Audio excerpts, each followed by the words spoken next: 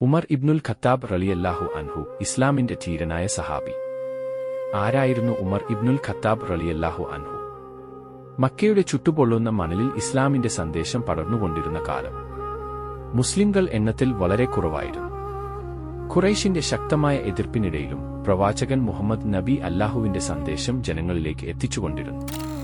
ചരിത്രത്തിലേക്ക് കടക്കുന്നതിന് മുമ്പ് നമ്മുടെ ചാനൽ ഇതുവരെ സബ്സ്ക്രൈബ് ചെയ്തിട്ടില്ലെങ്കിൽ സബ്സ്ക്രൈബ് ചെയ്യാനും വീഡിയോ ഇഷ്ടപ്പെട്ടാൽ ലൈക്ക് ചെയ്യാനും മറക്കരുത്. ഇനി നമുക്ക് ഇസ്ലാമിക ചരിത്രത്തിലെ ധീരനായ സഹാബിയായ ഉമർ ഇബ്നുൽ ഖത്താബ് റളിയല്ലാഹു അൻഹുവിന്റെ അതിശയകരമായ ജീവിതകഥയിലേക്ക് കടക്കാം. ഇസ്ലാമിന്റെ ആദ്യകാലത്ത് ഖുറൈശിലെ ശക്തരായ വ്യക്തികളിൽ ഒരാളായിരുന്നു ഉമർ ഇബ്നുൽ ഖത്താബ് റളിയല്ലാഹു അൻഹു. ശക്തമായ ശരീരവും ധൈര്യവും ഉറച്ച തീരുമാനവുമുള്ള വ്യക്തിയായിരുന്നു അദ്ദേഹം. ഇസ്ലാമിന്റെ ആദ്യകാലത്ത് അദ്ദേഹം ഇസ്ലാമിനോട് ശക്തമായ എതിർപ്പ് പുലർത്തിയിരുന്നു. മുസ്ലിംകൾ നേരിട്ടിരുന്ന പ്രയാസകരമായ സാഹചര്യങ്ങളുടെ ഭാഗമായിരുന്നു ആ കാലഘട്ടം.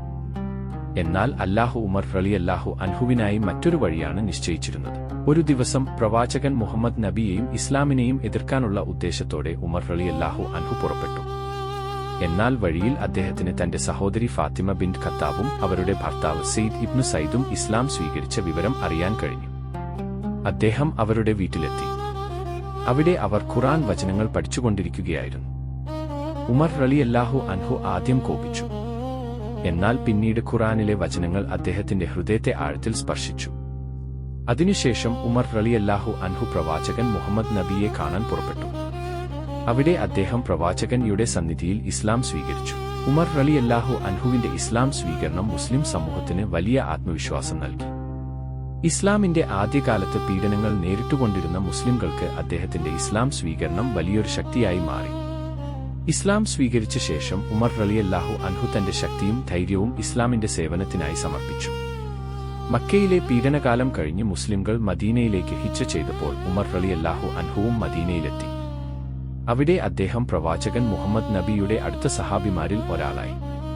പ്രവാചകന്റെ കാലത്ത് നിരവധി പ്രധാന സംഭവങ്ങളിൽ ഉമർ റളിയല്ലാഹു അൻഹു പങ്കെടുത്തു.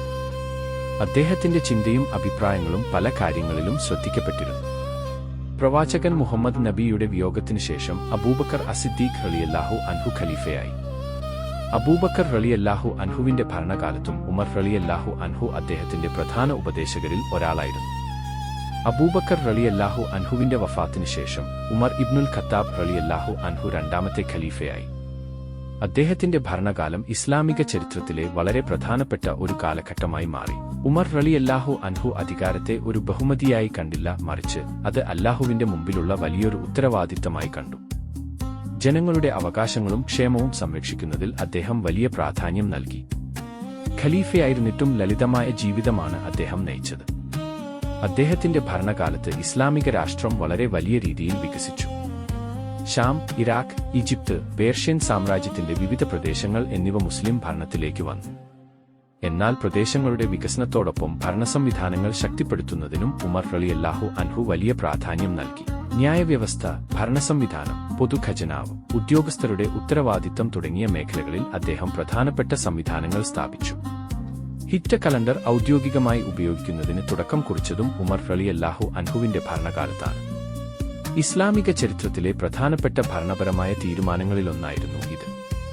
നീതിയോടുള്ള അദ്ദേഹത്തിന്റെ പ്രതിബദ്ധതയാണ് ഉമർ റളിയല്ലാഹു അൻഹുവിന്റെ ഭരണത്തിന്റെ ഏറ്റവും ശ്രദ്ധേയമായ പ്രത്യേകതകളിലൊന്ന്. ഭരണാധികാരിയാണെന്ന കാരണത്താൽ തനിക്ക് പ്രത്യേക അവകാശങ്ങളുണ്ടെന്ന് അദ്ദേഹം കരുതിയിരുന്നില്ല. ജനങ്ങളുടെ കാര്യത്തിൽ ഉത്തരവാദിത്തമുള്ള ഒരു ഭരണാധികാരിയെന്ന നിലയിലാണ് അദ്ദേഹം സ്വയം കണ്ടത്. ഉമർ റളിയല്ലാഹു അൻഹുവിന്റെ ജീവിതം നമ്മെ പഠിപ്പിക്കുന്ന വലിയൊരു പാഠമുണ്ട്. അധികാരം ഒരു ബഹുമതി മാത്രമല്ല, അത് വലിയൊരു ഉത്തരവാദിത്തമാണ്. അതിനാൽ തന്നെ ഉമർ റളിയല്ലാഹു അൻഹുവിന്റെ പേര് ഇസ്ലാമിക ചരിത്രത്തിൽ നീതിയുടെയും ധൈര്യത്തിന്റെയും ഉത്തരവാദിത്തത്തിന്റെയും പ്രതീകമായി ഓർമ്മിക്കപ്പെടുന്നു. എന്നാൽ അദ്ദേഹത്തിന്റെ ജീവിതത്തിന്റെ അവസാനഘട്ടം വളരെ വേദനാജനകമായിരുന്നു. ഹിജ്റ 23-ാം വർഷത്തിൽ മദീനയിലെ മസ്ജിദുൻ നബവിയിൽ ഫജർ നമസ്കാരത്തിന് നേതൃത്വം നൽകുന്നതിനിടെ അബൂ ലുലുഅ എന്ന വ്യക്തി അദ്ദേഹത്തെ കുത്തിപ്പരിക്കേൽപ്പിച്ചു. ഗുരുതരമായി പരിക്കേറ്റ ഉമർ റളിയല്ലാഹു അൻഹു കുറച്ച് ദിവസങ്ങൾക്ക് ശേഷം വഫാത്തായി. അദ്ദേഹത്തിന്റെ വഫാത്തോടെ ഇസ്ലാമിക ചരിത്രത്തിലെ മഹത്തായ ഒരു അധ്യായം അവസാനിച്ചു. ഉമർ ഇബ്നുൽ ഖത്താബ് റളിയല്ലാഹു അൻഹു ഒരു ശക്തനായ ഭരണാധികാരി മാത്രമായിരുന്നില്ല, ഇസ്ലാമിന്റെ ആദ്യകാലത്ത് ഇസ്ലാമിനോട് ശക്തമായ എതിർപ്പ് പുലർത്തിയിരുന്ന ഒരാൾ.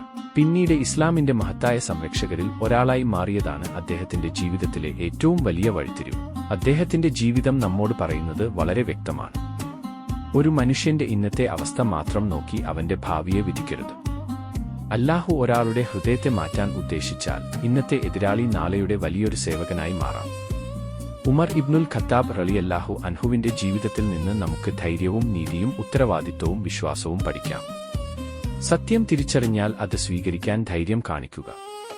ഉത്തരവാദിത്തം ലഭിച്ചാൽ അത് നീതിയോടെ നിർവഹിക്കുക. അല്ലാഹുവിനെ ഭയപ്പെട്ടുകൊണ്ട് ജീവിതം നയിക്കുക. ഇതാണ് ഉമർ ഇബ്നുൽ ഖത്താബ് റളിയല്ലാഹു അൻഹുവിന്റെ ജീവിതം നമ്മെ പഠിപ്പിക്കുന്ന മഹത്തായ സന്ദേശം.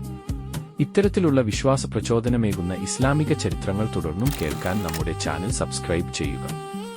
വീഡിയോ ഇഷ്ടപ്പെട്ടാൽ ലൈക്ക് ചെയ്യുകയും ഈ ചരിത്രം മറ്റുള്ളവരിലേക്കും എത്തിക്കാനായി ഷെയർ ചെയ്യുകയും ചെയ്യുക. അടുത്തൊരു ഇസ്ലാമിക ചരിത്രവുമായി വീണ്ടും കാണാം.